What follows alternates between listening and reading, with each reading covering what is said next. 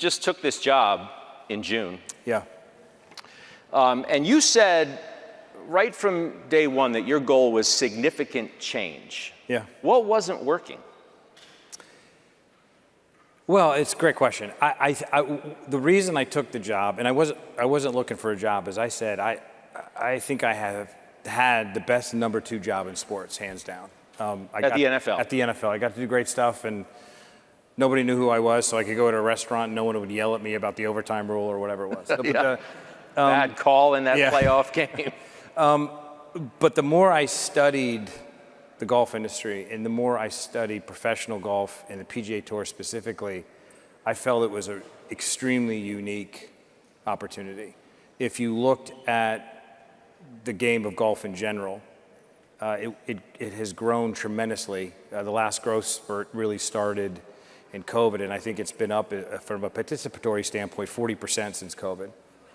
You look at the underlying consumption of the sport on television, it was getting, on a Sunday afternoon, 3 to 5 million average users, or average viewers. To put that in perspective, that was higher than a first-round NBA game. That was 4 times the viewership of Sunday Night Baseball.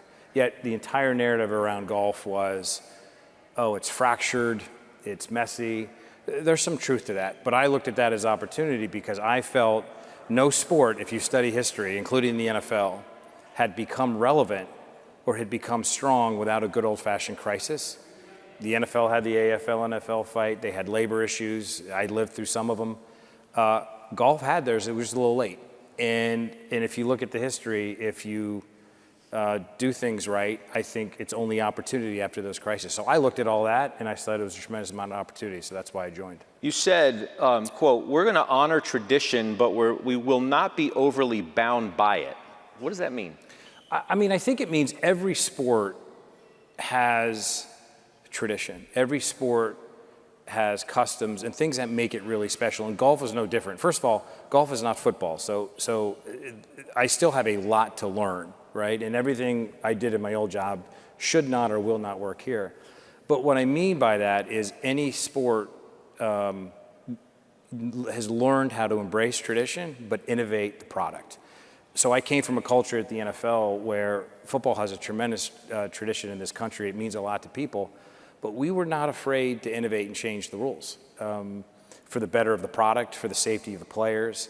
And I mean, we changed the kickoff rule, which some would think was sacrosanct, but it actually made a lot of sense. I think innovation, if done right, can enhance the sport for the players and for their fans, and that's what I meant by that.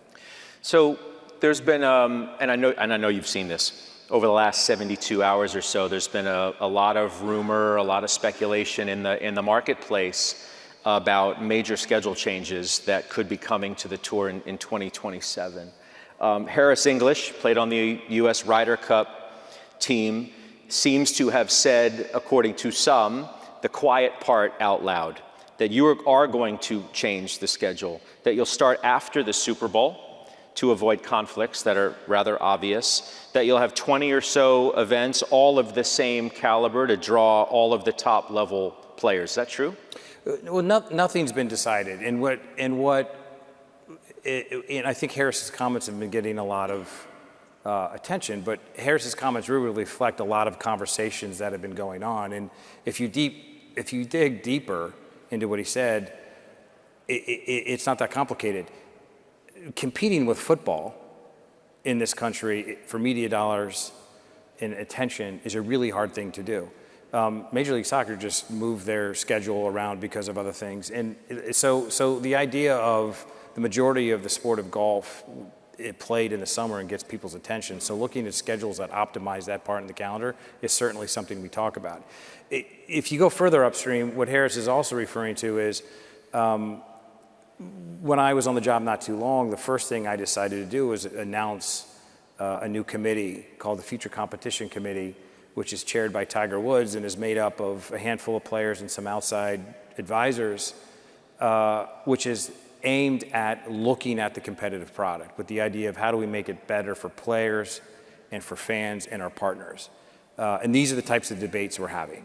How does the schedule look? How do you make bigger events? How do you actually string them together in a season that you can understand. Part of professional golf's issue is it has grown up as a series of events that happen to be on television, as opposed to how do you actually take those events, making them meaningful in their own right, but cobble them together in a competitive model, including with a postseason that you would all understand whether you're a golf fan or a sports fan.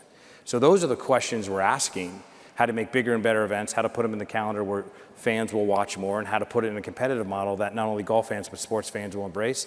Those are all the things we're discussing. Nothing's been decided, but that's the committee's job. Is it trending that way? Like you could see a universe where the golf season starts after the Super Bowl, after the NFL sort of clears the decks, and you can have something to yourself? Yeah, I could see that. I think, I think there's a lot of common themes. One thing we did in this committee, which is important, is we launched it with more questions than answers.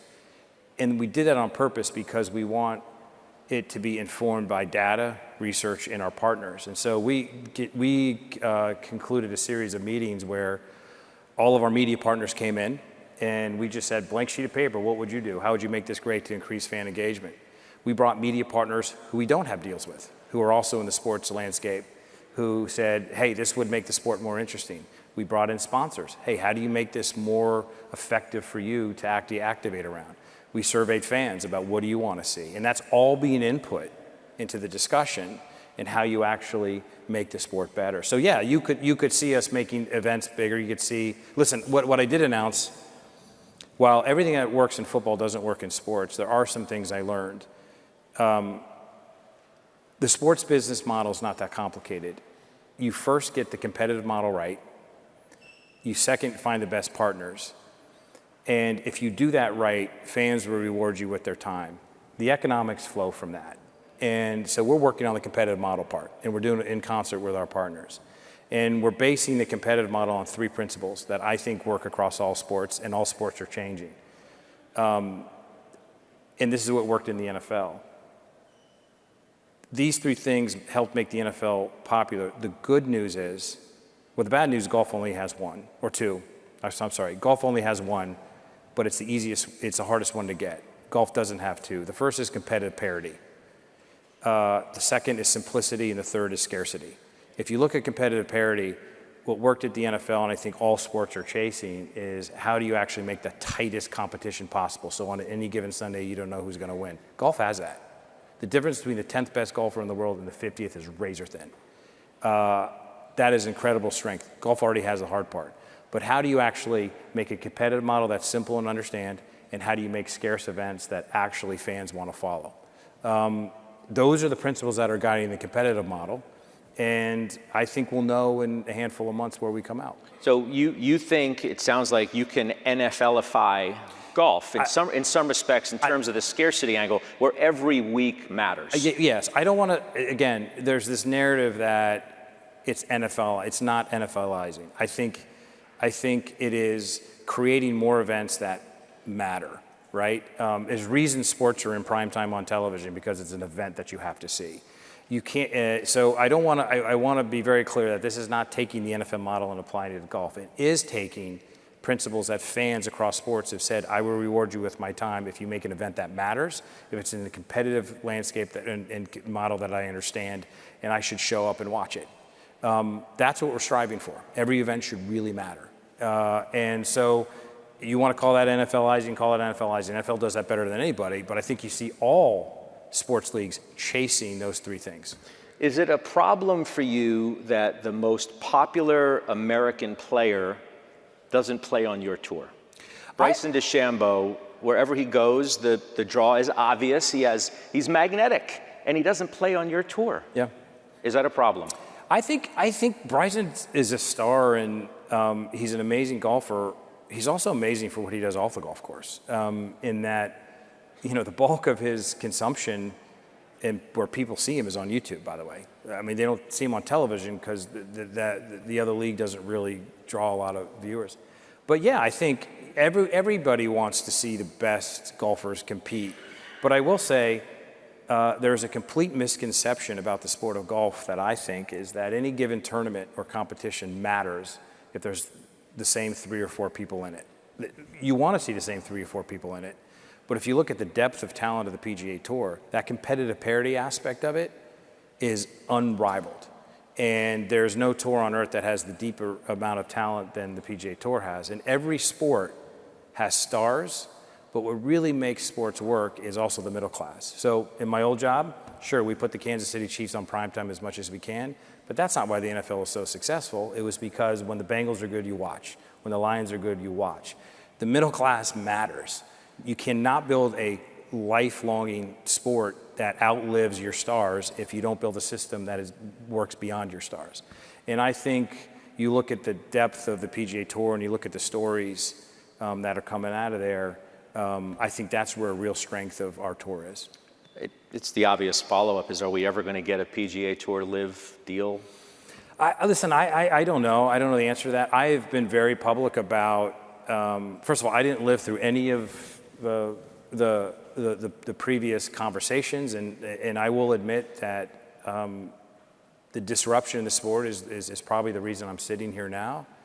I've been very public about I will do whatever makes the PGA Tour stronger.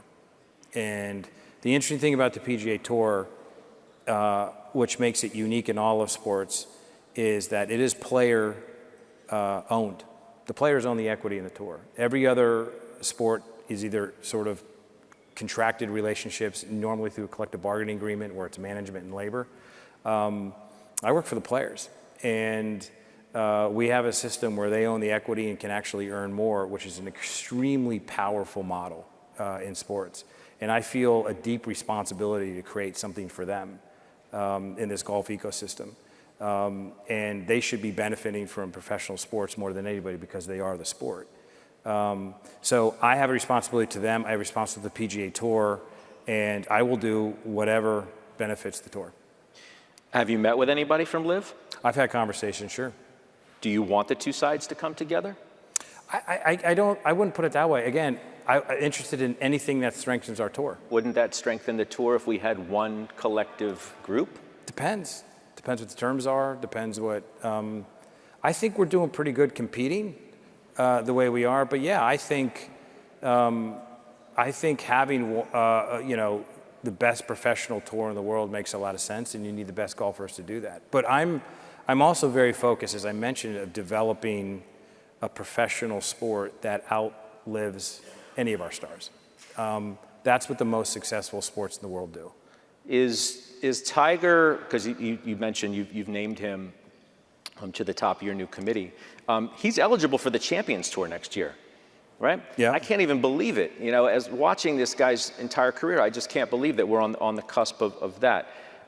It's interesting. Billy Andrade, who obviously is well known to many, he wonders what that's going to be like, whether Tiger takes a lot of attention from the game with him if he tees it up. He says, what's the buy-in for a PGA Tour event that nobody is going to watch the minute Tiger Woods shows up to play a Champions Tour event?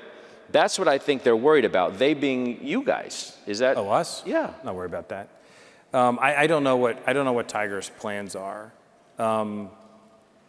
But again, I go back to the premise, right? Everyone has this premise that a tournament only matters if one or two players are in it. There's no data that supports that. I'll give you an example. We had a playoff event in Memphis, and Rory McIlroy, who's here today, decided to skip it, which, by the way, is his right. I don't blame him for doing it. We have a competitive model where he didn't have to play in that tournament. Just like in my old job, the Kansas City Chiefs would sit Patrick Mahomes week 18 because they had the bye locked up in the first round. They shouldn't play him. And so, Rory smartly didn't play in the tournament and rested up for the next one and did well. But that tournament ended in Justin Rose and J.J. Spahn in a playoff round, and Justin ended up winning. And I think we did, towards the end of that title class, close to 5-6 million viewers. The 6 million people who were watching that playoff hole weren't saying, gosh, this sporting event stinks because one player isn't in it. It would have been better. Would have been better if Rory was in it. There's no question. But it was an amazing event. And so, again, any sport worth its salt says if this competition only works if there's a couple people in it, is not a sport. It's the circus. And I don't think that's what the PGA Tour is. I think it's a compelling athletic contest with the deepest reservoir of professional golfers on the planet. let's finish with a question. I think we all as sports fans are trying to, and I know the leagues are, trying to get their arms around what's been happening with gambling. Scandal after scandal of late.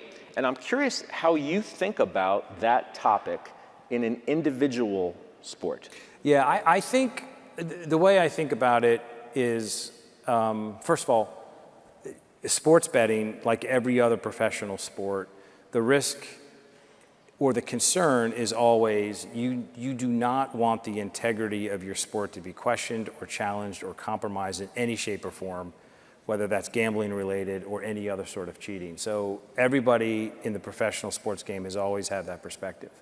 And so that is always your first focus, is to ensure the integrity of the competition. Your second focus is also to make sure that whatever gambling that is done legally is done with consumer protections, and to make sure it's done the right way. I think you've seen all of the developments since the Supreme Court made their decision and the state regulation, and the fact that all of the sports leagues have been active in that. They've been pretty good about keeping those principles in mind. Once you get past that and all the safeguards are in there, then it becomes, how do you leverage this to actually make the sport more interesting and increase fan engagement, which happens when people are betting on any sporting contest. They watch it more, they watch it longer. They may watch a sporting contest that's sort of out of hand from a competitive standpoint, but because they have some sort of gambling interest, they'll watch. That's all good for the sport. But if you don't do those first two, you're in trouble. So we, at the PGA Tour, just like every other professional sports entity, we really focus on those things. Well, we're here today, I think, collectively, I can say, because we love the game of golf, and we wish you the very best. Thank you. Thanks, Brian Rolapp. Thank you.